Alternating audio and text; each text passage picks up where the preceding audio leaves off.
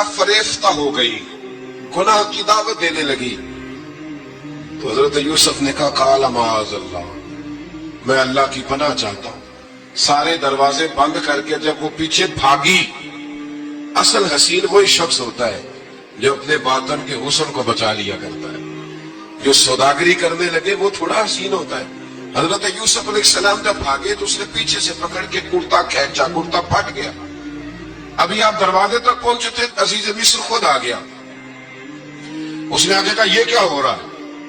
تو اس نے مکر کیا. زلیخا نے کہنے لگی کہ ہونا کیا ہے، اس کو گھر میں رکھ کے پالا ہے، اب جوان ہوا ہے تو معاذ اللہ اس نے میرے طرف دست درازی کرنے کی کوشش کی ہے.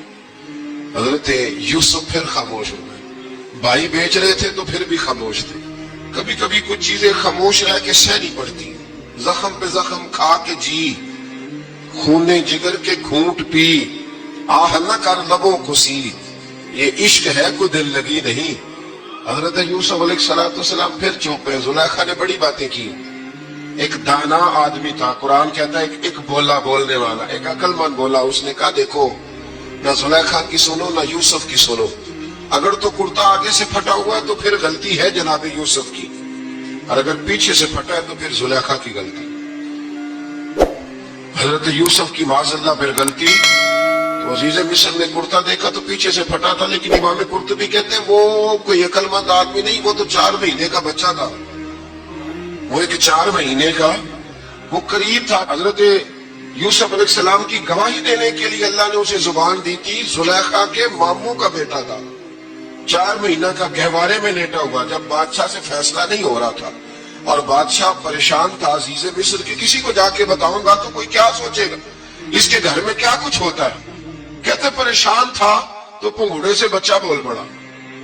کہنے لگا بادشاہ اگر تو کرتا آگے سے پھٹا ہے تو پھر معاذ اللہ غلطی حضرت یوسف کی، اگر پیچھے سے پھٹا ہے تو پھر زلیخا کی. تو کرتا پیچھے سے پھٹا تھا. حضرت یوسف کے حق میں گواہی مکمل ہو گئی. اب آہستہ آہستہ نا دربار میں محل میں بات پھیلنے لگی. تو بیویاں کہنے لگی اوہو، زلیخا تو ایک غلام پہ عاشق ہو گئی ہے، ایک غلام پہ. تو زلیخا کہنے لگی تو مجھے میرا محبوب نہیں دکھا. یہ رٹے ڈالنے والے دیکھتے نہیں اور دور کھڑے رہ رہ کے کہانیاں سناتے رہتے.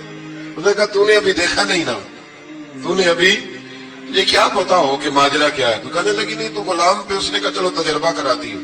ساری عورتوں کو بٹھایا، ہاتھ میں ایک سیب دیا، ایک چھری دی، اور جب پوری تیاری ہو گئی پھل کاٹنے کی عورتوں کی تو جناب یوسف سے کہا ذرا جھلک تو دکھاؤ. تو حضرت یوسف نے جب جھلک دکھائی تو قرآن کہتا ہے سیب کاٹنے کی بجائے ہاتھ کاٹ لی اور کہنے لگی اوہو یہ کوئی بشر نہیں، یہ تو کوئی فرشتہ ہے، یہ کوئی فرشتہ ہے، یہ تو کوئی اللہ تبارک و تعالیٰ کی طرف سے آنے والا کوئی کرامت والا، عزت والا، شان والا فرشتہ ہے. تو حضرت زلیخا کہنے لگی سمجھ آئیے پھر تو مجھ پر شکوہ کرتی تھی. تو اب وہ بات بھی آہستہ آہستہ پھیلنے لگی کہ حضرت یوسف علیہ السلام کی غلطی نہیں، غلطی زلیخا کی. اب بادشاہ نے زلیخا سے کہا کہ اگر تو میں تیری بات کروں تو تیرے ساتھ میری بدنامی کا بھی ڈر ہے، کیا کریں؟ طے یہ پایا کہ حضرت یوسف کو جیل میں ڈال دیا جائے. پہلے بھائیوں کے تھپڑ، پھر کنواں، پھر مصر کی منڈی، پھر زلیخا کا الزام، اور پھر باری آ گئی جیل جانے کی. حضرت یوسف علیہ السلام کو جیل میں، کچھ نے لکھا ہے 12 سال جیل میں رہے، جیل میں ڈال دیا. حضرت یوسف علیہ السلام جیل میں کیا کرتے؟ باز فرماتے، تبلیغ فرماتے، لوگوں کو اللہ کی توحید کی دعوت دیتے. وہاں جیل میں نا ایک شخص نے خواب دیکھا. اس نے دیکھا کہ میرے سر پہ نا پرندے کھا رہے. تو حضرت یوسف کہنے لگے اس کی تعبیر یہ ہے کہ تجھے قتل کیا جائے گا اور تیری لاش کچھ دیر پڑی رہے گی تو پرندے تیرے سر پہ آ کے بیٹھیں گے، یہ تعبیر ہے. ایسا ہی ہوا، واقعی وہ شخص قتل ہو گیا. ایک شخص نے دیکھا کہ وہ شراب کشید کر رہا ہے. اس نے بھی تعبیر پوچھی تو آپ نے فرمایا تو اپنے بادشاہ کو پلائے گا. محسوس ہوتا ہے کہ اتنی دیر تک شراب ناجائز نہیں تھی تو اس کو شراب پلائے گا، یہ اس کی تعبیر ہے. وقت گزرتا گیا. وقت جو ہوتا ہے نا، وقت یہ خود بخود لوگوں کی بے گناہی ثابت کر دیتا ہے. ایک وقت میں نا پراپوگنڈا ہوتا ہے تو ہر آدمی پراپوگنڈے کا شکار ہوتا ہے. پھر جب وقت گزرتا جاتا ہے تو خود بخود وقت کا گزرنا کچھ چیزوں کا خود بخود حل بن جاتا ہے۔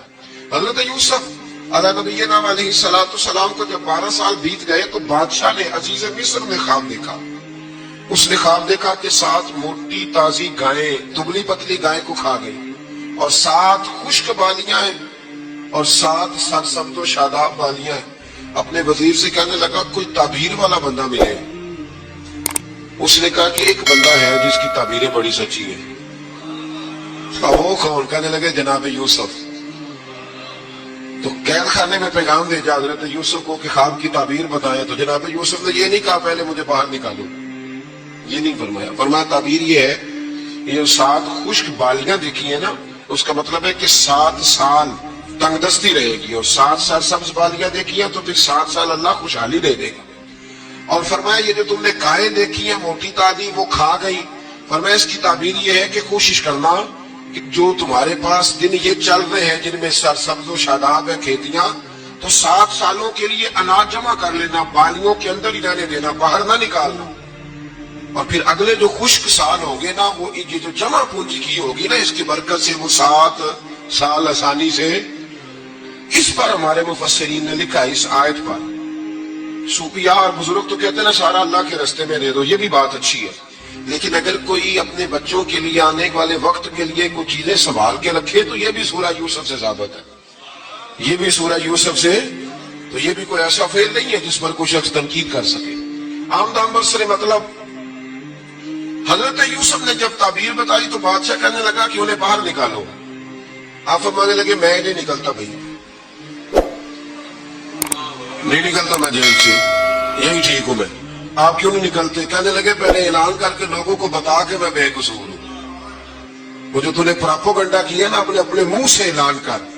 اس نے جناب زلیخا کو بلایا، ان عورتوں کو بلایا، وہ عورتیں ساری سامنے آئیں، انہوں نے گواہی دی کہ یوسف تو بے گناہ ہے۔ پر سال کتنے لگ گئے؟ اللہ اکبر، 12 سال لگ گئے۔ یقین کریں کچھ لوگوں کو یہ ثابت کرنے میں نا کہ میں ٹھیک ہوں زندگی بیت جاتی ہے، اور میں تمہارا خیر کا ہوں زندگی بیت جاتی ہے۔ لوگوں کو ہوش تب آتی ہے جب مزار پر چادر ڈالنے کا ٹائم آ جاتا ہے، ہوش تب آتی ہے، لیکن پھر ہوش کا کوئی فائدہ۔ 12 سال کے بعد بادشاہ نے ان کو بلایا اور کہنے لگا کہ یہ جو خواب میں نے آپ کو سنایا اب کرنا کیا ہے؟ تو حضرت یوسف کہنے لگے تم سے کچھ بھی نہیں ہوگا، اگر کچھ کرنا ہے تو پھر یہ خزانے کی ذمہ داری میری لگاؤ۔ اگر کوئی قابل آدمی ہو تو وہ آگے بڑھ کے بات کر سکتا ہے۔ یہاں ہر بندہ آگے بڑھ کے کہتا ہے مجھے دے دو ڈیوٹی، لیکن قابل ہو تو وہ آگے بڑھ کے بات کرے اور سمجھے کہ میرے علاوہ کسی کے لیے مشکل ہے تو پھر وہ آگے بڑھے۔ حضرت یوسف نے جب کہا تو انہوں نے آپ کو وزیر خزانہ بنا دیا۔ پھر ایک وقت آیا کہ وہ عزیز مصر ہی بن گئے، قحط پڑ گیا۔ جب مصر میں قحط پڑا تو دائیں بائیں بھی قحط پڑا، کنعان کے آپ رہنے والے تھے وہاں بھی قحط پڑا۔ حضرت یعقوب بیٹے کی یاد میں رو رو کے تو آنکھوں کی بینائی چلی گئی۔ اور یارو باپ بھی بڑا ہی پیار کرتا ہے، بڑا ہی پیار کرتا ہے، بڑا ہی پتہ ہے۔ باقی تمہیں تحفے دیتے ہیں، باقی تم سے محبت کرتے ہیں، تو باپ تو بیٹے کو اپنی جوانی دے دیتا ہے، اپنی جوانی اپنے بیٹے کے نام کر دیتا ہے۔ باپ بھی بڑا ہی پیار کرتا ہے۔ سنگیو کوئی نہیں تول سکتا، بچے ایسے گھوم رہے ہوتے ہیں نا ابا جی کے سامنے تو ان کا اٹھنا بیٹھنا چلنا ہی بڑا پیارا لگتا ہے، کا آنا جانا ہی بڑا پیارا لگتا ہے۔ باپ کا تو قد روز اونچا ہوتا ہے کہ اللہ نے مجھے لال عطا فرمایا۔ حضرت یعقوب کی آنکھوں کی بینائی چلی گئی رو رو کے۔ بھائی حضرت یوسف کے جب قحط پڑا تو انہیں پتا چلا کہ ایک واحد شہر مصر ہے جہاں گندم سٹاک ہے، جو کہ حضرت یوسف کو پتا تھا، خواب بادشاہ دیکھ چکا تھا، تو آپ نے مال 7 سالوں کے لیے جمع کر لیا۔ اب بھائی آئے، اللہ اکبر، دشمن سامنے نظر آئے، مخالف حاسد، تو پھر انسان ٹھہرا رہے اور انسان کمزور نہ ہو، طاقتور ہو، اتنا طاقتور ہو کہ حکمران ہی بن گیا ہو۔